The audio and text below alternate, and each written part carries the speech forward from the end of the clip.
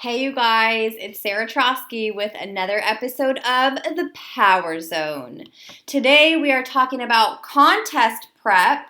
I have my friend Pricilla here today. She is competing at the Ironman competition that is 25 days away as of today when we're recording this. She's competing in bikini. So, Priscilla, tell us a little bit about yourself, and thank you for joining, by the way. Thank you for inviting me. So I'm a massage therapist. I last year went to competition in massage therapy school, finished it pretty quick off, and I'm working right now at the Bellevue Club as a full-time massage therapist, and then also work on the side in a little small, just myself kind of shop where I just do. It's called Healing Flow Massage Therapy. Awesome. Okay. Yeah. We will put Priscilla's contact information in the show notes if any of you locals want to reach out to her for a nice massage. What is your specialty? Like deep tissue or? So I kind of do it all. I do a lot of relaxation technique with active range of motion, sports massage technique, deep tissue. I also have a Theragun, which I utilize. It does percussive movement, and it's great for athletes. So if there are bodybuilders or athletes that are interested in doing kind of treatment, I can do that. I am taking people kind of on a case-by-case basis just based on how busy I am, but I'm happy to kind of look at people and see if it works out. Okay, awesome. Yeah. Okay, so as I mentioned, we are 25 days out from our show. So kind of let's take it back and tell us your story of how you got into your fitness journey. Okay, I think I'll start with I started going to LA Fitness, doing Zumba, and at the time I was probably almost close to 200 pounds. I was about 175 at my top weight. Yes. Oh my gosh. And I had a girlfriend, she was Hawaiian, and we worked together, and she's like, want to come? Just come to Zumba once. It's a ton of fun, full of life lady. I still remember her today, and she actually lives in the Everett area. I just haven't seen her in a long time. And I went with her, and that kind of got the ball rolling. And then I eventually went to a place called Max Muscle down in Bellevue and got trained by a lady named Tammy Wyatt just to do food prep. So I learned the food prep stuff kind of at that time frame. Okay. And then I eventually, in that scheme of things, lost a little bit of weight, always yo-yo dieted, didn't know what I was doing, and thought I'll never get to that physique that I want to get to. And then I remember getting divorced and going to see a personal trainer. And that's when things changed for me. That choice to go and invest just in me made all the difference for me. And it's been about a 3-year investment, and my trainer, Corey, at Ultimate Results kind of changed and shifted things. And I did a lot of high intensity interval training at first. And then I got down last September at the Northern Classic to 113 pounds. That was your stage weight? Okay. And when I worked with Corey, I started off about 152, 155. Amazing. Yeah. Yeah, so, that is really inspirational, hearing that transformational journey. Yeah, absolutely. Yeah. It was an amazing. And the reason I got into bodybuilding was a friend of mine, full of life, Renaissance lady. Her name is Agnes Singara. Weirdly, she had trained previously and did one show with Ray Sita, who I work with as well at the moment, and your team. So, Agnes is a super inspiring, very positive-minded woman who's very independent and will always be. And so, I think always now, especially, we meet each other on our journey for a reason, and we have responsibility in all of that, and we can take ownership, and it's all about relationships. So, she started bodybuilding, and I saw how she got, and granted, I was a lot heavier than she ever got, but I am so thankful today that she was an inspiration to me, and now I can now kind of set that standard to other women and say, you can do this, you can take care of yourself, you can take care of your family, you can do amazing things with your life. Yeah. So I 100% love that, like, because I want to do the same thing. You know, we're sharing our journeys in hopes to inspire and help others. You know, we need others, like, more than we realize sometimes. So. Yes. I think there's this like famous quote that I saw one time when I was going to technical college, becoming a medical assistant, worked in 13 years in the medical field. And when I was training, it says, you never get to where you're at without someone else's help. And I'll always like think that, like, on your journey, you have something or some reason to be grateful, and negative and positive. Like, you're learning from all of it. Mm-hmm. So, loved it. Okay, awesome. So let's talk about, you mentioned that you competed last year at the Northern Classic. And so let's talk about the differences between that last prep and then this current one. So I kind of was very inspired by people who were eating ketogenically last time around. In fact, my first show that I attended with my former coach was actually the Emerald Cup of 2018. Okay. And so I was so psyched because I never got to meet Mike O'Hearn, but someone else there who inspires me, him and his wife are famous YouTubers. Thomas DeLauer and his wife came and they spoke, and I was able to meet them, and I was just so inspired by all the ways that he kind of goes from peer-reviewed studies and just talks about how you can actually physically get into a better fat-burning state. I have a struggle digestively to like emulsify fats, so it wasn't necessarily the most perfect way for me to diet down. I got into a very lean, muscle-sparing state, but I don't regret any of it. I feel like I learned from it. And absolutely. We kind of take what happened to us and we learn. And like, kind of similar with me, I came out of it like, I wonder if there's like a different or better way to go about this prep, because there's so many different ways. There's no right or wrong way. Everybody's going to be different, and there's a lot of different coaches that has different styles and stuff. So it's just fascinating to me kind of seeing the different techniques. And like when we're talking about, you know, incorporating diet breaks or refeeds, some coaches do that, some coaches don't. So it's fascinating seeing the different ways. And so trying to find what's really going to work best for us and our body on how we respond. Like, I don't know about you, but for me, like, my metabolism adapts very quickly. And so it's either I have to keep dropping my calories lower and lower and lower every time I start to stall on weight, or this time around, doing Layne Norton's approach, doing the diet breaks, kind of jump-started a lot of things when I started this prep. So that's awesome. Yeah. Last year I felt very much in the dark about how to approach dieting in a lot of ways. I was given kind of like just a reference range of what to do, and I was just such in a low carb state that I wasn't building enough muscle, and I needed more upper body to kind of like fit that correct V-taper. And so I have so much more lower body strength. And this prep is quite different in the sense that I was a lot leaner in my legs last year.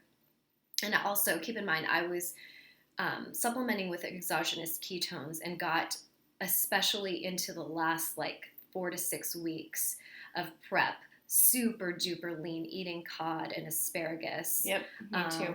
And then barely hydrating, and also on my cycle the day of the show. Okay. And just totally like trying to make it happen and survive instead of thriving. And I would like to be kind of like in a better place this time around. So the day of my show, I was told, hey, you can have a water pill. I'll give that to you.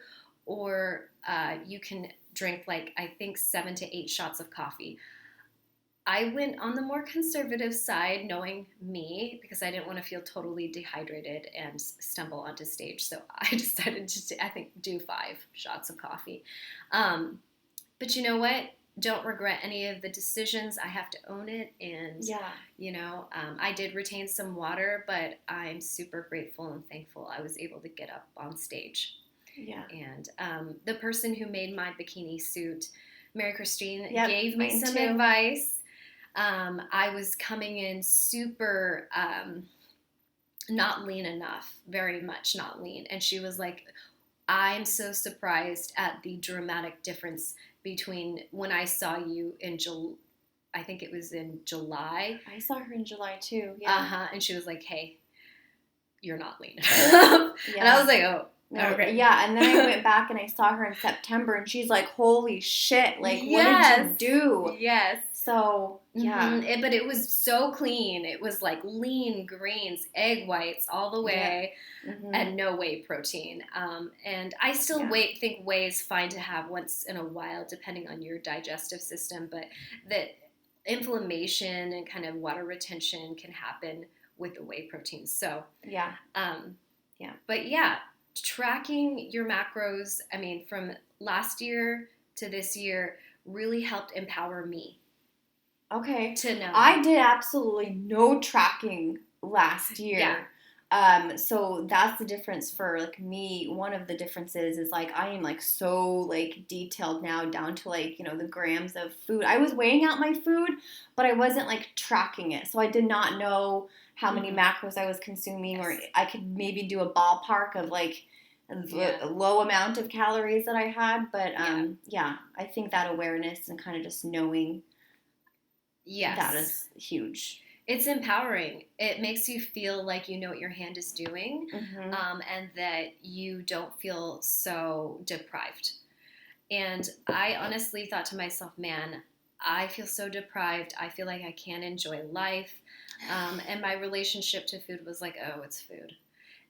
At some point, I got to that stage where it was like, whatever, it does nothing to me.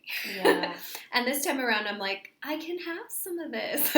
Right. So I'm having that, but I'm still eating very clean and lean. And so I'm thankful that this year I'm actually kind of tracking things and going on kind of a better expenditure of my calories.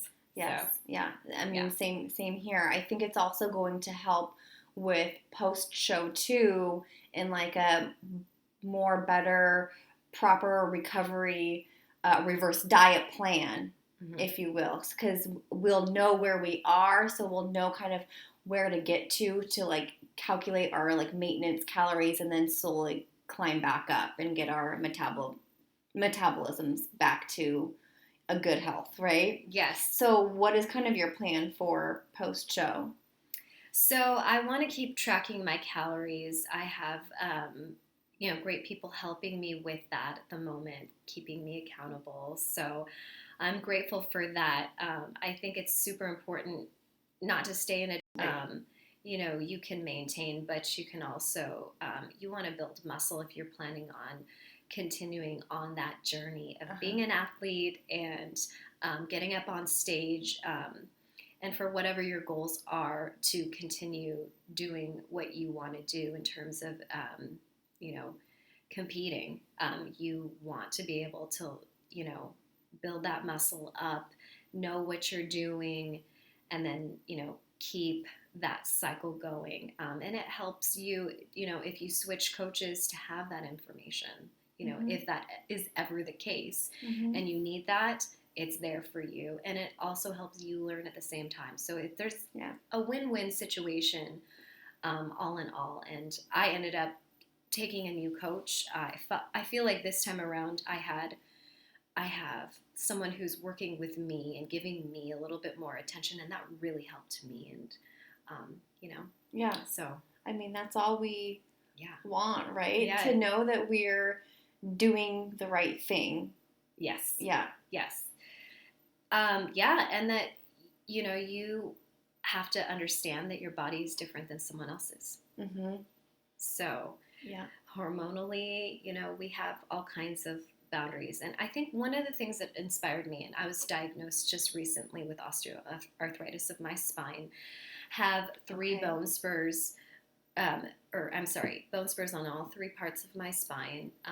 I was told that it's possible that because of the heavy loading from lifting, that's part of the reason I was spurring.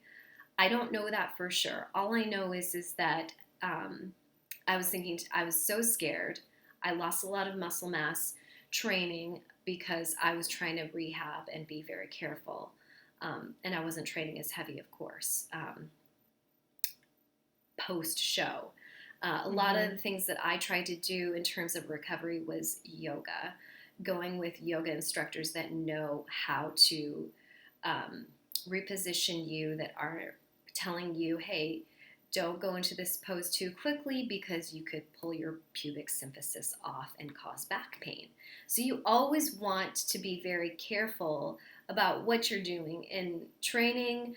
And one of the things that I love about Ray is that he's always watching you when your form could be out of alignment so that you don't hurt yourself further. Yeah. And so I needed that. And I am totally grateful and will always say that it was helpful for me because I needed to build an upper body to kind of help balance things out. And he really got there for me. Yeah, absolutely. So.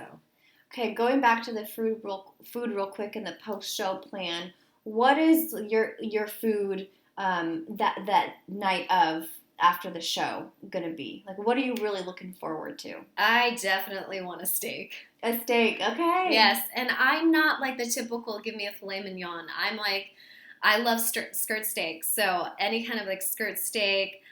Looking forward to having buffalo and some king salmon. One of my other trainers gave me king salmon today, and I was like, oh, you don't like king salmon? I'm not sure what's wrong with you. So I took it. No, salmon is great. I'm really craving salmon, and we talked about the cod and asparagus diet, and I'm about to get back on that probably soon. That thing.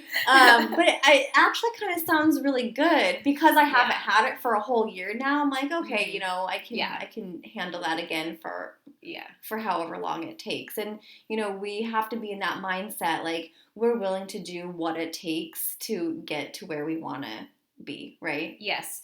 When you're so hungry, you will enjoy it no matter what it is, really. Yeah. This year, I'm not doing cod and asparagus. I decided to go with something that is like half a gram more of fat. Which is fine. Which is, totally yellowfin tuna tastes better. Yeah, I've been having tuna for a meal this week. Yeah. I'm getting sick of it already. Yeah. So. Well, albacore is pretty dry, and I kind of was like, I remember this being suggested to me. Halibut was suggested to me. It's not really in my price range. Sure. So I did the yellowfin tuna, and I really feel like it tastes good. Yeah. So, and it's going to work. Yeah. Yeah.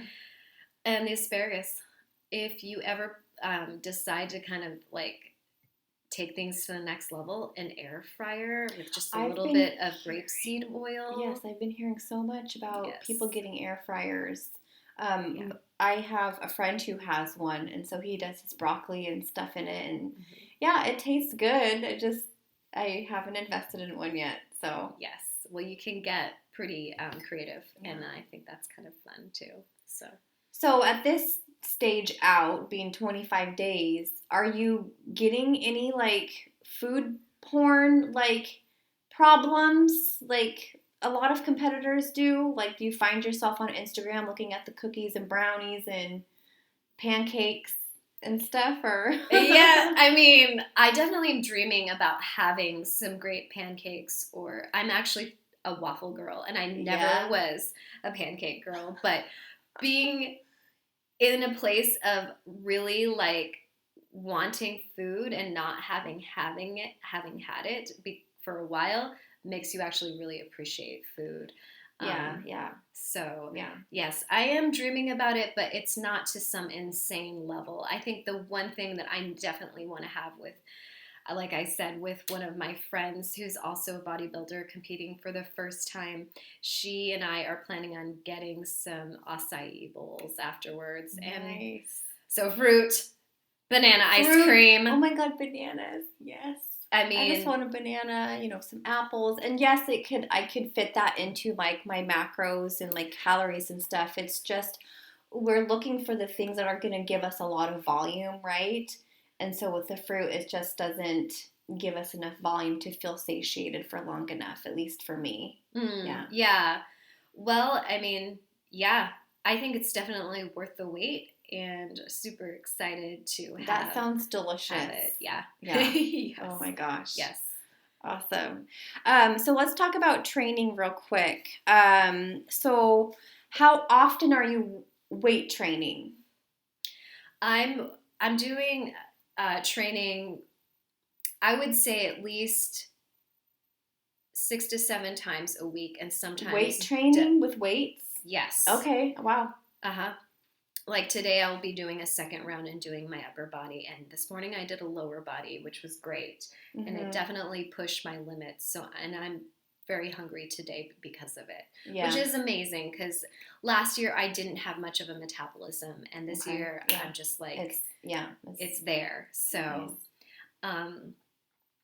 so I am sometimes doubling up. I am not a pro athlete who's able to like double up or do like a three time a day, or where you do cardio and then all of that. So I'm trying to do cardio twice a day. I've been doing better with a steady state, pretty high incline, and I'm burning even more calories doing it that way. That's what I'm focusing on this year as well. Instead of what I was doing last year was killing myself with HIIT in the morning and then at night, and I was just exhausted and like mentally it just drains me, and I think that's why I was maybe more emotionally depleted and stuff from that HIIT, plus lower calories. But so that's one thing that is different this year than last year. When you're in such a caloric deficit, doing that can actually put your adrenal glands and your cortisol level in a place you don't want it to be. Right, and then it's going to hold on to everything you have. Yeah, I think at one point I was like walking around Green Lake like almost like 2 or 3 times a week. Like I'm like, I have so much time to think to myself and listen to some Audible. So anyway, walking helped. Yeah. And then how often are you doing posing, practicing? I'd like to be doing more than I'm doing. Last year I was crazy on posing, and this year I've kind of got a couple people helping me with posing, and so I want to just get more confident, especially before I get to stage. And so I would say at least I'm trying to do at least once or twice a week. So I have some old habits though to kind of untrain and relearn some more muscle, mind to muscle stuff, whatever you want to call it. Awesome. Yeah. And then so let's come back to, let's touch on mindset. We kind of had it sprinkled in there a little bit.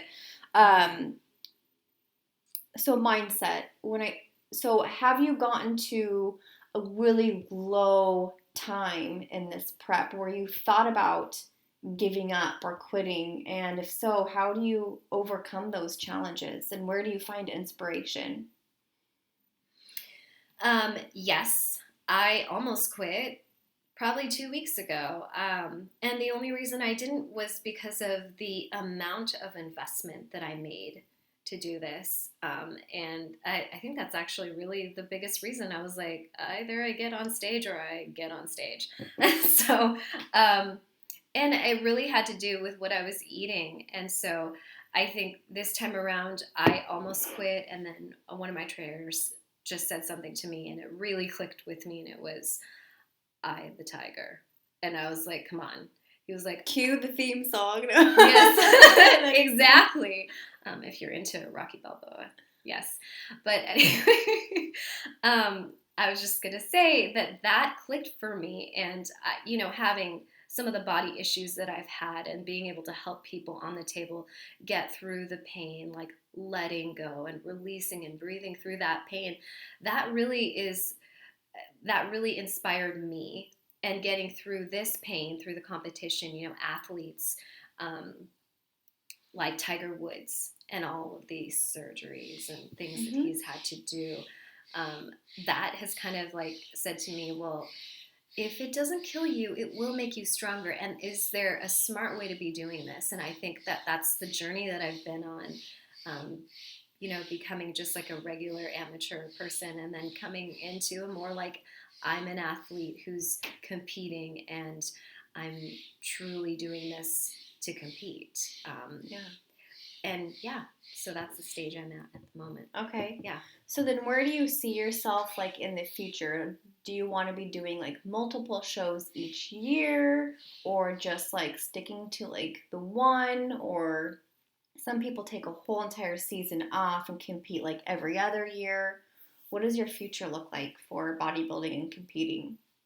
So I definitely want to stay in a lean state to keep that muscle build on. I think I'll probably be doing that with maybe some Muay Thai or some kind of boxing. Okay. I think cardiovascularly it's great and it's fun. So if you ever get the chance, there's some great boxing trainers here in the local area, Kristinina, and there's a few other ones down in Seattle that I've worked with. They're great, but it's fun, and it actually made things easier as the leaner I got, the funner it became. And that was actually part of that journey where I was like, this is the fun part. So that's the plan, is to kind of keep up that fitness stuff. Also, I love yoga, so I'll integrate that in. But I would love to compete. Again, I have things that I kind of want to do it from a professional standpoint. First, I've thought about becoming certified in personal training. Okay. Doing some life coaching, which is kind of coupled into the same thing anyway.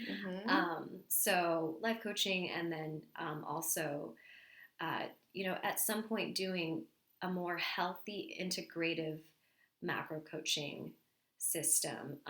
And I think this is all of that learning process. But I think Lauren Conlin from Team Loco Fit, those are some She's of great, yeah.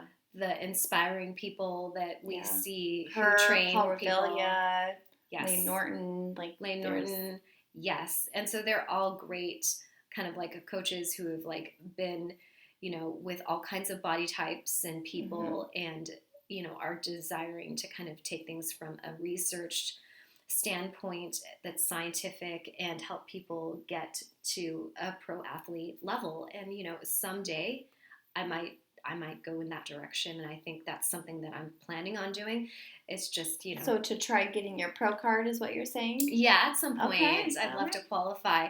But, so a few things on the horizon. That's exciting. Yeah. Okay. Yeah. So the journey continues. It's never going to stop, right? We don't just like achieve like one goal and be like, hey, we're done with life now, right? Like, so it's just exciting to like keep going and keep pushing ourselves, and we never know like what's going to happen along the way. It's like, it's a cool journey. Yes, absolutely. I can't say it like I'm single, and I'm not saying that for any other reason, but to say I've had so much time on my hands that I've been able to meet so many people in the local area in the fitness industry, and it's really kind of opened my eyes to like say, hey, this is amazing. How can I like glean from these people and like have like a foundation of a good relationship and help them, and also promote the great things that, like, for instance, yoga is a great thing to do. And so I totally promote some yoga studios in the area. And so I've just met so many great people and made great relationships. Yeah, I know. So. And that's the cool thing. I was super intimidated last year being backstage, and I don't know what your thoughts were of being backstage for the first time, but it's like hectic, right? Like there's so many, like, everybody's pretty, and it's just overwhelming and it's intimidating, but everybody is just so nice. And just like, the connections and relationships you make, we're all in this together, because we've all gone through this, same experience or, prep process. and we all know how it feels, right? No matter what technique or style that we're doing. So that's just like the really cool thing. It's like kind of, this community that we are a part of now, being in that. Totally. Yeah. Yeah. And it helps to know that people have been where you've been. Mm-hmm. And I think we said earlier, women and females have a totally different kind of chemical makeup, and our sex hormones are different. So getting those kind of like dialed in terms of macros and what we're eating and level can be tricky, and almost sometimes harder than males. I'm not saying males don't have it hard. I'm just saying it's a little different. And, I think our relationship to food also can be in question quite a bit. Yeah, because there's a lot of binge eating episodes that go on with a lot of competitors post-show, and that gets them into a lot of trouble. So that could be a whole other series Vodcast episode. But all right, so to sum it up, Pricilla, so tell us what advice you would give for somebody who wants to compete for their first time. The advice I would give is go in line with someone who has the same core values as you, in terms of what you want and your goals.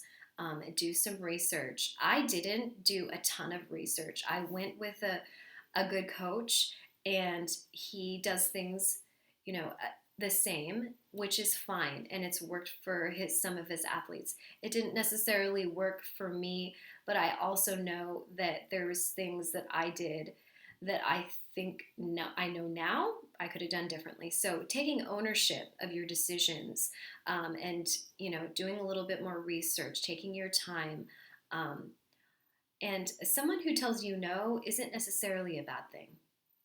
And a lot of coaches these days are actually saying to their clients, like, oh, you have some stress. Maybe you need to rethink whether or not you can do this show.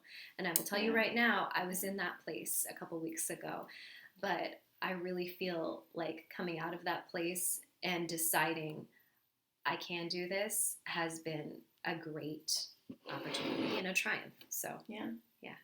And here's to the next 25 days. Yay! Let's do this. So, okay. Thank you so much for being on and sharing with us about contest prep and your journey. And I wish you the best of luck. And thanks for watching, you guys. Talk to you later. Bye.